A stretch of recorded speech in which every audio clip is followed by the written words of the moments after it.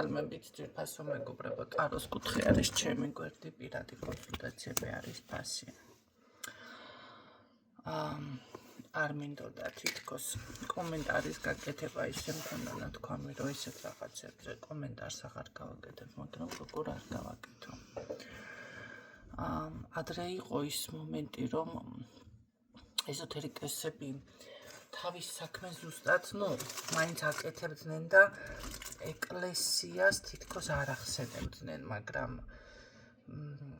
არ ვიცი რამ განაპირობა შეიძლება ვინმემ გააკეთა აქცენტი ჩემს და მათ შორის შეიძლება უბრალოდ რა ვიცი რაღაცა მე თუ აკეთებ ახლა გაგცემთ პასუხს აქცენტს გეტყვით რომ ამ ყველაფერს უარყოფთი და მინდოდა მონასტერში წასვლა და ძალიან ღრმად ვიყავი ეკლესიაში, ასე რომ ვთქვა, შეჭრილი.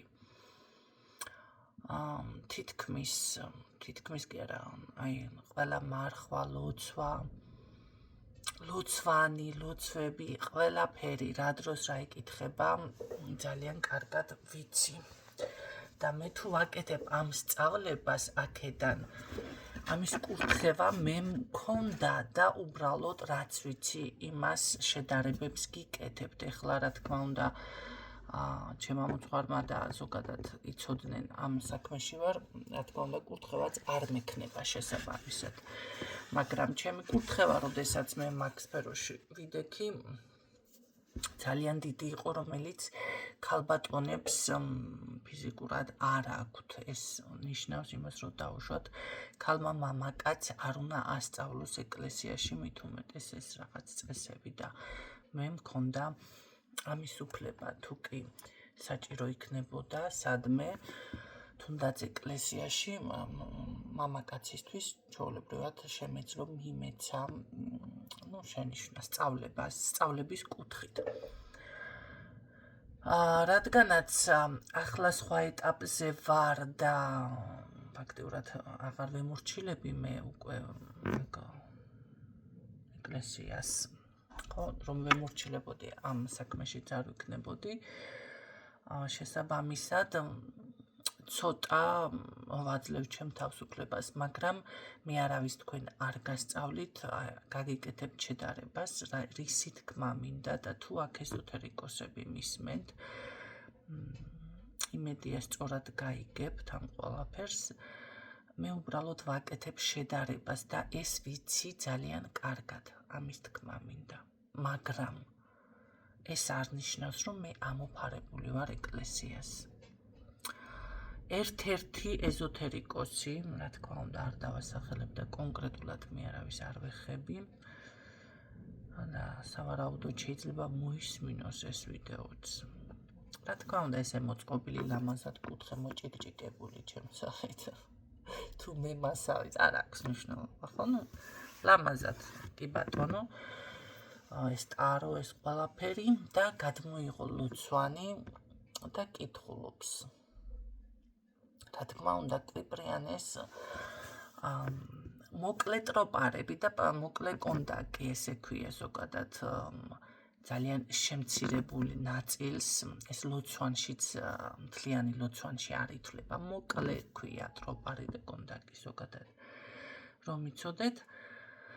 ესეთ ვარიანტს კითხულობს, რა თქმა უნდა, პატარა შელოცვების წიგნიდან. ახლა დაუჯდომელი რომ წაეკითხა, ალბათ მთლად შოქს მივიღებდით, მაგრამ რა ხდება? ჯერ ერთი არ გაქვთ, ეს არის მკრეხელობა. ალბათ მკრეხელობა ცოდვის შესახებ არ სმენიათ ამ საზოგადოებას ესეთ ხალხს არ იციან, მაგრამ გეტყვით რომ ზუსტად ეს არის მკრეხელობა. მერე კიდევ თქვენ არ გაქვთ უფლება ესეთ სივრცეში ეს ყველაფერი იკითხოთ, ეს არასწორია და თანაც ესეთი რუტინული სიტყვებით, ახლა მე არ მაქვს აქ მოტანილი ეს წიგნი, მაგრამ ახლა რა ვიცი, იგავარაკს მოვიტანა უკაცრავად. ერთხელ პატარა ბეკეკას დასხა წყალი მოწყურდა მდინარის პირას მე და ესეთნაირად დავუშვოთ ახლა ხო ეს ბეკეკაც რო არის. იცით რა არის? ეკლესიაში არის კითხვას მე დავითნე, კითხულობს სხვანაირად ჯერ ერთი ყველას არ აქვს წაკითხვის უფლება ეკლესიაში. კი ბატონო, სახლში შეგიძლიათ იკითხოთ. მერე ესე ასწავლო ადამიანს სამჯერ წაიკითხო განთავისუფლდები ჯადოსგან. ეს არის ზღაპრები ხალხო. სამჯერ წაიკითხა მოკლედ როპარს განთავისუფლდები თურმე იქ კვეთებულები რომ არის საჭირო, იქ დაუჯდომილები რომ არის საჭირო, იქ მარხვა არის საჭირო, ზიარება არის საჭირო, ზუსტად ჯადო რომ მოგეხსნათ. ეს არაფერი, უბრალოდ ესე სამჯერ წაიკითხა და მე პატარა გოგო ვარ თუ ბიჭი ვარ, გამოდივარ სცენაზე, რა დროს ჩემი ლექსები პატარა ვარ ყველაზე თუ დიდი ვარ ყველაზე და არა. თავისი სპეციფიკა აქვს წაკითხვის, მაგ ზოგადად ლოცვანს ალბათ გექნებათ თუ ხართ ეკლესიაში შენასვლელი, თუ არ ხართ, მაშინ გეტყვით რომ ცოტა გამღერებულ ვარიანტში კითხულობენ. მე პირადად არ შემიძლია, არ გამომდიოდა მე დავითნის პოზიციაში წაკითხვა, მაგრამ ხმის ტემბრიც უნდა იყოს ძალიან მშვიდი, ძალიან ნაზი, ძალიან სასიამოვნო და აი ესეთ იგრძნობა, იქიდან მოდის რაღაც იცით რა არის, ყველა ვერ შეიგრძნობს მას, მაგრამ მე მაინც აგიღწერთ. სულ სხვა ენერგია მოდის იმ ადამიანიდან, ვისაც აქვს ამის უფლება და ვინც კითხულობს, ხმის ტემბრი ხალხო არის სხვა. აი გამღერებულ ვარიანტში როგორ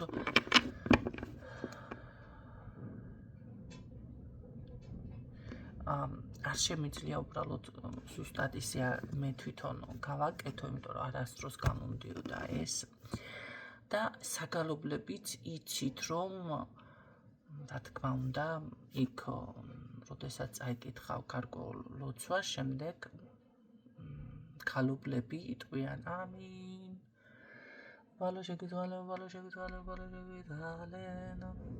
რაღაცა ესეთი ვარიანტით, ხო? ეს არის ამის სპეციფიკა. ყველაფერს აქვს თავისი წესი, როგორც ეზოთერიკაში.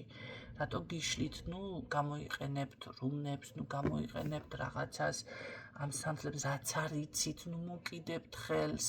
ჯერ ერთი არ გამოგივათ, არ ემუშავებს რიტუალი, კი არა, ვიცი და ზოგჯერ რიტუალი არ მუშაობს, წარმოიდგინეთ, ან გვიან აქტიურდებათ, ეხლა თქვენ მით უმეტეს. და აი ისე არის იქაც.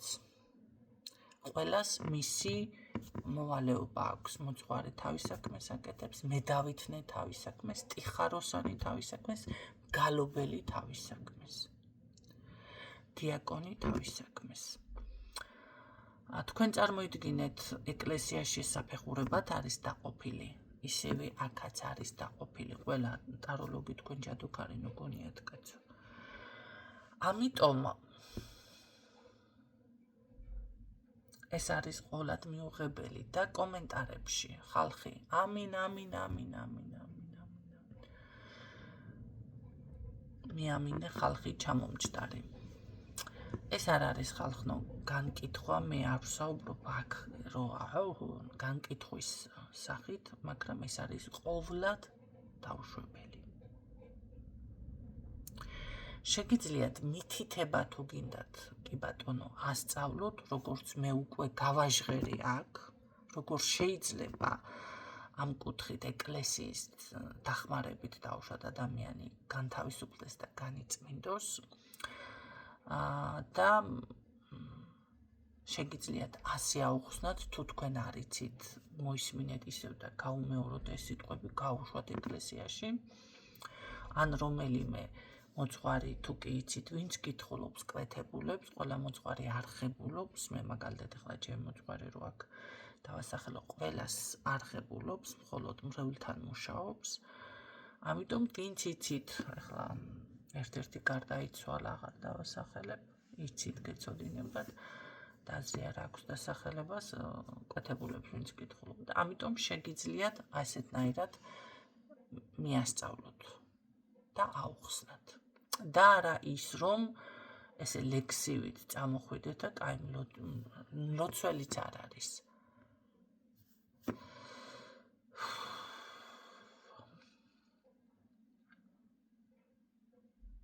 არ შეიძლება ესეთი რაღაცები. ყველამ ჩვენი საქმე ვაკეთოთ, ძალიან კარგი იქნება.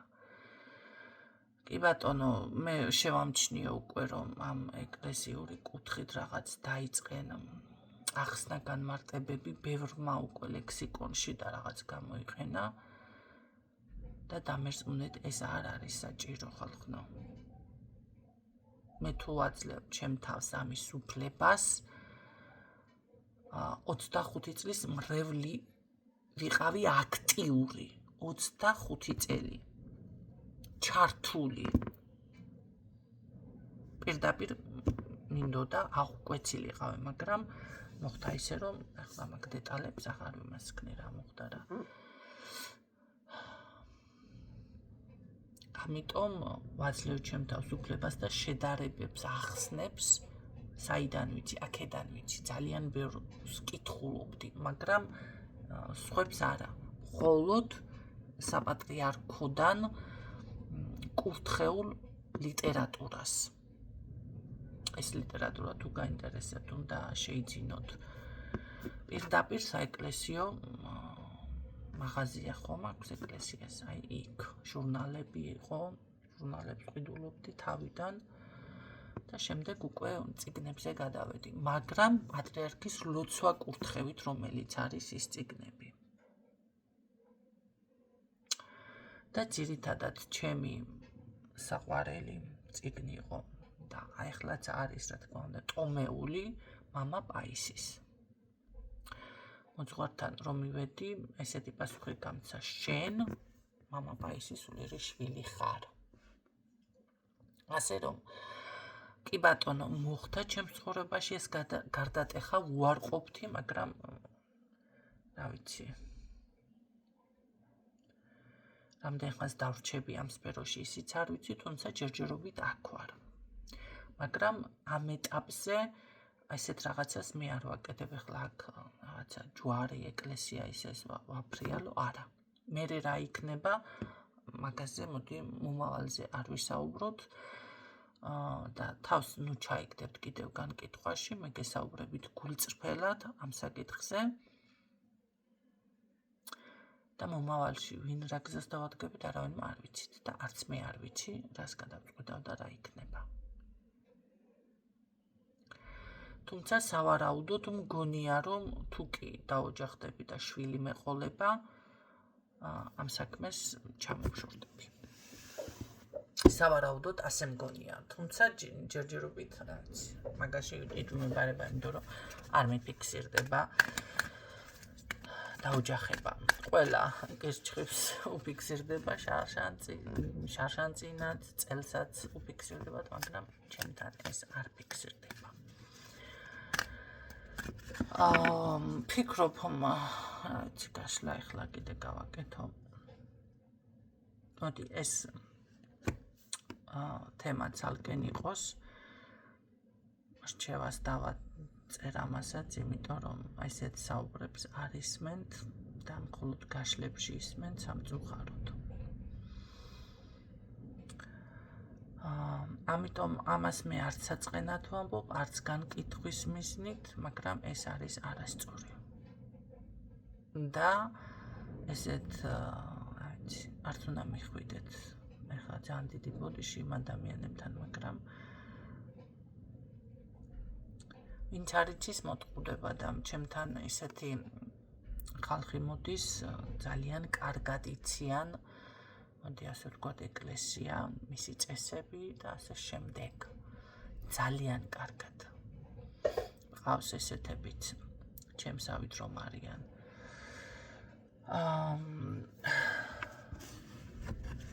ის ხალხი მიხვდება, რასაც გულისხმობ, ვინც ვერ მიხვდით, უბრალოდ დაფიქრდით და გაიაზრეთ, რას ვამბობ.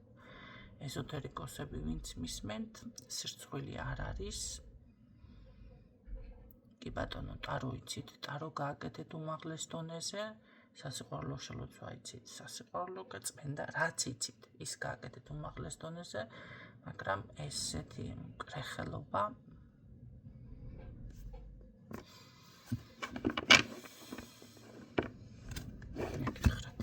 მეტი რა გითხრათ. იმედია გაითვალისწინებთ ამ პატარა რჩევას.